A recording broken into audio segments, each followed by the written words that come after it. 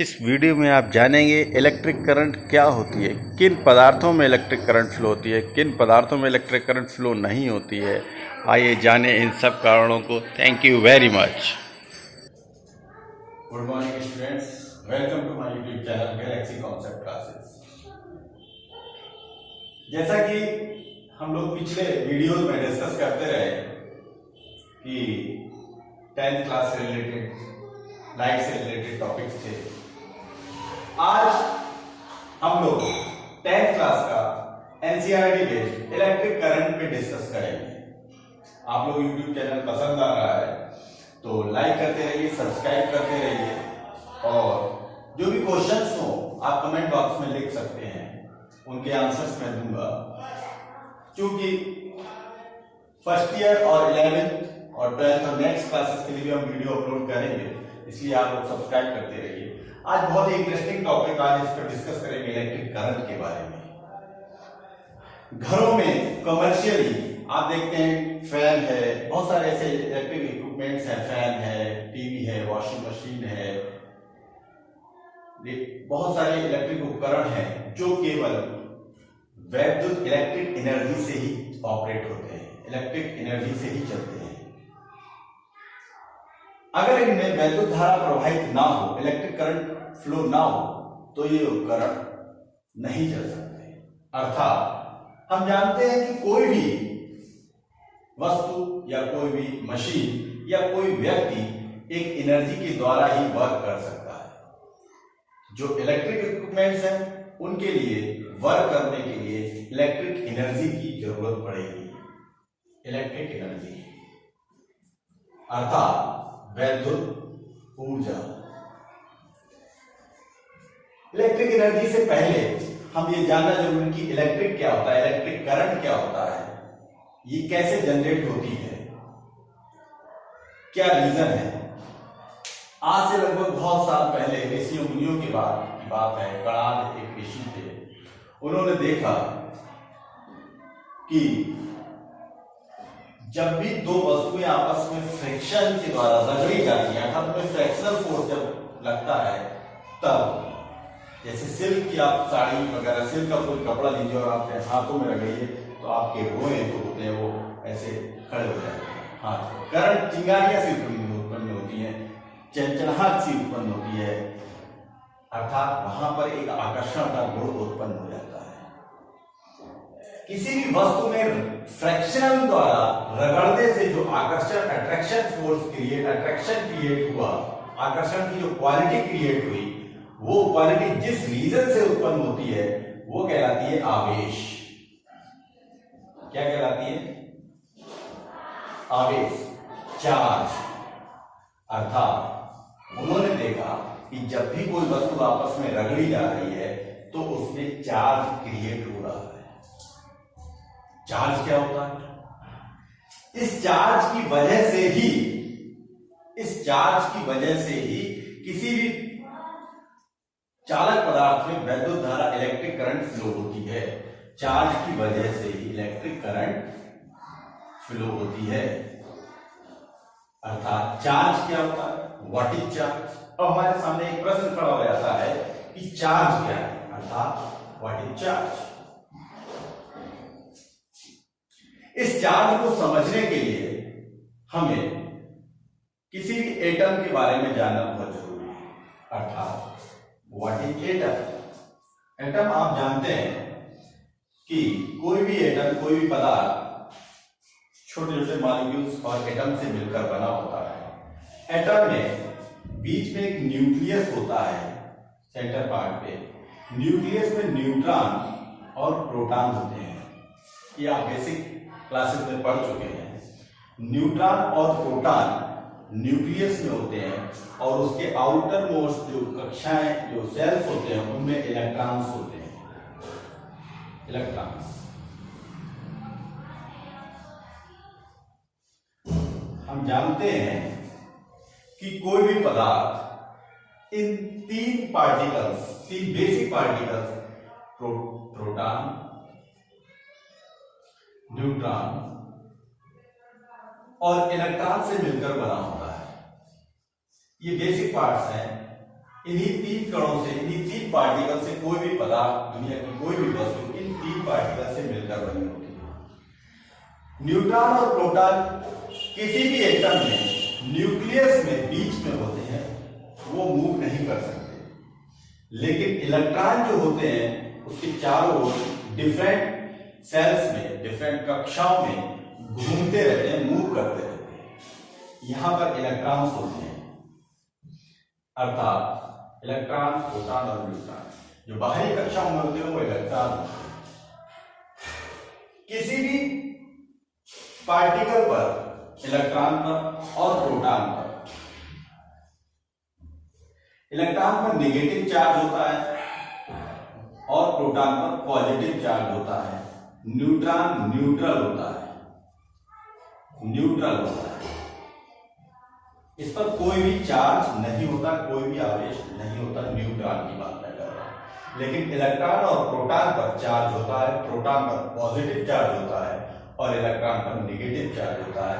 इस चार्ज की वैल्यू होती है 1.6 × 10⁻90 और इसकी यूनिट की अगर हम बात करें, चार्ज के यूनिट की बात करें तो इसकी यूनिट होती है कूलम। कूलम इसकी यूनिट होती है, मात्रक इसका जो होता है वो कूलम होता है। इतना आवेश यानी कूलम का एक इलेक्ट्रॉन अथवा एक प्रोटॉन पर जितना आवेश या जितना चार्ज इलेक्ट्रॉन पर होता है उतना ही आवेश प्रोटॉन पर होता है। लेकिन दोनों के आवेश डिफरेंट साइंस के डिफरेंट होते हैं। एक पर पॉजिटिव चार्ज होता है, एक पर नेगेटिव चार्ज होता है। ये बेसिक बात थी। अब हम बात कर रहे थे कि चार्ज क्या होता है, चार्ज कैसे क्रिएट होता है। ये तो इलेक्ट्रॉन, प्रोटॉन और न्यूट्रॉन की बात हुई। अब चार्ज क्रिएट कैसे होता है। आप जानते हैं कि जब भी दो पदार्थ आपस में रगड़े गए, उनमें रगड़ने से आपस में एनर्जी ट्रांसफर होती है। जिस पदार्थ पर एनर्जी पहुंचती है वो उस पदार्थ के इलेक्ट्रॉन एनर्जी गेन करके अपनी सेल्स को छोड़ देते हैं और दूसरे के पास चले जाते हैं। अर्थात जैसे मान लीजिए इस पर एक इलेक्ट्रॉन है आउटर मोस्ट शेल पर और इस पर ये दोनों आपस में लाए गए तो यहां से इलेक्ट्रॉन इस पर चला गया। जिस पदार्थ से इलेक्ट्रॉन जाता है वो डोनर कहलाता है। डोनर अर्थात दाता। ये एक्सेप्टर कहलाता है अर्थात ग्राही, ग्रहण करने वाला। ये डोनर और ये एक्सेप्टर। जो पदार्थ इलेक्ट्रॉन डोनेट करता है अर्थात इलेक्ट्रॉन जो देता है उस पर पॉजिटिव चार्ज आ जाता है, अर्थात पॉजिटिव चार्ज इस पर आ गया। जो इलेक्ट्रॉन ग्रहण करता है, रिसीव करता है, एक्सेप्ट करता है उस पर नेगेटिव चार्ज आता है। क्यों? क्योंकि उस पर इलेक्ट्रॉन आया और इलेक्ट्रॉन पर नेगेटिव चार्ज होता है। इसने इलेक्ट्रॉन दिया अर्थात इसमें इलेक्ट्रॉन कम हुए, इसलिए इस पर पॉजिटिव चार्ज और इस पर नेगेटिव चार्ज। इस तरह से किसी भी पदार्थ पर आवेश इलेक्ट्रॉनों की संख्या घटने अथवा बढ़ने के कारण ही उस पर आवेश उत्पन्न होता है। हम सीधे सीधे शब्दों में कहें कि आवेश Q बराबर Ne। आवेश इलेक्ट्रॉनों की संख्या पर N क्या है? Number of electrons, number of electrons अर्थात आवेशों की इलेक्ट्रॉन की संख्या। किसी भी पदार्थ पर इलेक्ट्रॉन 1, 2 या 3 मल्टीपल में ही जाएगा। ऐसा नहीं होगा कि हाफ इलेक्ट्रॉन चला जाए या हाफ प्लस चला जाए, ऐसा नहीं। पूर्ण मल्टीपल 1, 2, 3 के मल्टीपल में जाएगा। n = 1, 2, 3 dot dot dot. अर्थात किसी भी पदार्थ पर इलेक्ट्रॉनों की संख्या घटने अथवा बढ़ने के कारण ही उस पदार्थ पर आवेश उत्पन्न होता है। बहुत सीधी सी बात है कि किसी भी पदार्थ पर इलेक्ट्रॉन की संख्या घट रही है अथवा बढ़ रही है तो उस पर आवेश उत्पन्न हो जाता है। ये बात है। लेकिन अब आप कहेंगे कि इलेक्ट्रिक करंट कैसे फ्लो होता है। किसी भी पदार्थ में आप देखते हैं सभी में करंट फ्लो नहीं होता। अगर हम बात करें कि सभी में करंट फ्लो नहीं होता, अगर हम करंट फ्लो होने की बात करें तो कंडक्शन अर्थात करंट फ्लो होने के लिए 3 टाइप के पदार्थ होते हैं। एक होता है कंडक्टर अर्थात चालक, दूसरा नॉन कंडक्टर अर्थात कुचालक, और थर्ड जो है सेमी कंडक्टर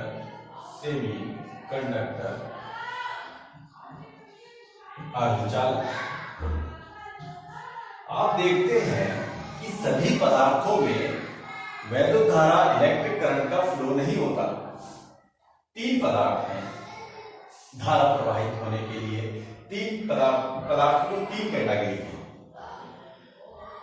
फर्स्ट कंडक्टर अर्थात जिसमें करंट फ्लो होता है, दैट इज अ कंडक्टर। जैसे जितने भी मेटल्स हैं, लोहा, आयरन, चांदी, सिल्वर, गोल्ड, एल्युमिनियम, जितने भी मेटल्स हैं सभी में करंट आसानी से फ्लो हो जाता है बिना किसी रुकावट। जितने भी नॉन कंडक्टर्स हैं उनमें करंट फ्लो नहीं होता, अर्थात लकड़ी, रबड़, इस तरह के पदार्थ जिनमें करंट फ्लो नहीं होता वो नॉन कंडक्टर अर्थात कुचालक कहलाते हैं।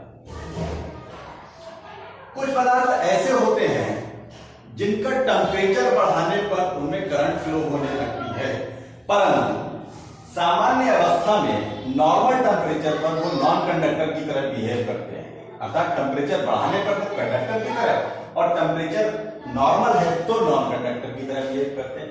ऐसे पदार्थ सेमीकंडक्टर कहलाते हैं, जैसे कार्बन, सिलिकॉन, जर्मेनियम। इस तरह के पदार्थ जो होते हैं उनमें वो दोनों तरह की स्थिति में काम करते हैं, अर्थात कंडक्टर की तरह भी और नॉन कंडक्टर की तरह भी। ये टेम्परेचर पर डिपेंड करता है कि उनका टेम्परेचर क्या है। ये हम बताइए आगे। आज हम बात कर रहे हैं कंडक्टर अर्थात कंडक्टर में करंट कैसे फ्लो होती है। कंडक्टर में ही करंट फ्लो होती है। करंट फ्लो किसमें होती है? केवल चालक पदार्थों में। इनमें करंट क्यों फ्लो होती है? किसी भी चालक पदार्थ अर्थात मेटल की जो हम एटॉमिक स्ट्रक्चर देखते हैं उनमें क्या होता है, बीच में 2 न्यूट्रॉन और प्रोटॉन न्यूक्लियस होते हैं न्यूक्लियस में, बट इनकी आउटर मोस्ट शेल में अर्थात बाहरी कक्षा में कुछ ऐसे इलेक्ट्रॉन होते हैं जो नाभिक से काफी दूर होते हैं और उनकी बाहरी कक्षा जो होती है वो अस्थायी होती है, अनस्टेबल होती है, जिसकी वजह से ये इलेक्ट्रॉन्स इससे टाइटली बॉन्ड नहीं रह पाते और इनको थोड़ी सी भी अगर एनर्जी मिल जाए तो ये अपनी कक्षा को छोड़ देते हैं। ये बाहरी कक्षा के इलेक्ट्रॉन्स ही करंट फ्लो के लिए रिस्पॉन्सिबल होते हैं और इन इलेक्ट्रॉन्स को फ्री इलेक्ट्रॉन कहते हैं। अर्थात ये फ्री इलेक्ट्रॉन्स केवल कंडक्टर में ही पाए जाते हैं, सुचालक पदार्थों में ही फ्री इलेक्ट्रॉन्स पाए जाते हैं, कुचालक पदार्थों में फ्री इलेक्ट्रॉन्स नहीं पाए जाते, इसलिए कुचालक पदार्थों में वैद्युत धारा प्रवाहित नहीं हो पाती। सुचालक पदार्थों में फ्री इलेक्ट्रॉन्स होने की वजह से ही करंट फ्लो होता है। फ्री इलेक्ट्रॉन्स कौन से होते हैं?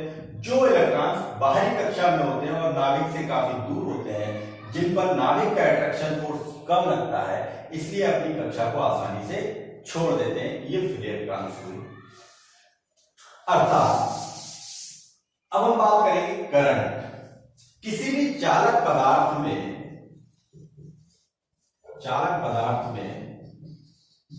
हम कहें कि एल्युमिनियम का एक तार है, तो क्या उसमें हर समय वैद्युत धारा प्रवाहित होती रहती है? नहीं।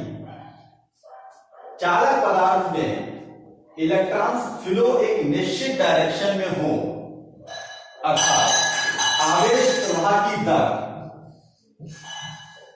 आवेश प्रवाह की दर जब एक निश्चित दिशा में हो, इलेक्ट्रॉन आज आप जानेंगे इस वीडियो में कि इलेक्ट्रिसिटी क्या होती है, इलेक्ट्रिक करंट कैसे फ्लो होती है और किस कारण से फ्लो होती है, किन पदार्थों में इलेक्ट्रिसिटी फ्लो होती है और किन पदार्थों में इलेक्ट्रिसिटी फ्लो नहीं होती है। आइए जानते हैं इन सभी कारणों को। Thank you.